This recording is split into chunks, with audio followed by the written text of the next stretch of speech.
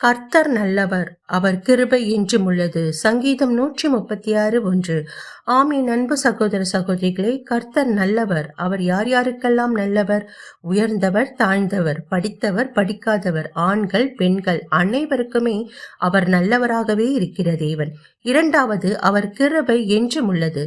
கிருபை என்பதின் அர்த்தம் என்ன? கிருபை என்றால் கருணை, இரக்கம், அருள் என்று பொருள்படும். ஆண்டவருடைய கிருபை எப்பொழுது நமக்கு கிடைக்கும் தெரியுமா? ஆண்டவர் எப்படி எல்லோருக்கும் நல்லவராகவே இருக்கிறாரோ அதே போல் எல்லோருக்கும் கிருபை உள்ளவராகவே இருக்கிறார். ஆனால் இந்த கிருபை எல்லா நேரத்திலும் நமக்கு கிடைத்து விடாது. அதற்கென்று ஒரு சில தகுதிகள் நமக்கு தேவை.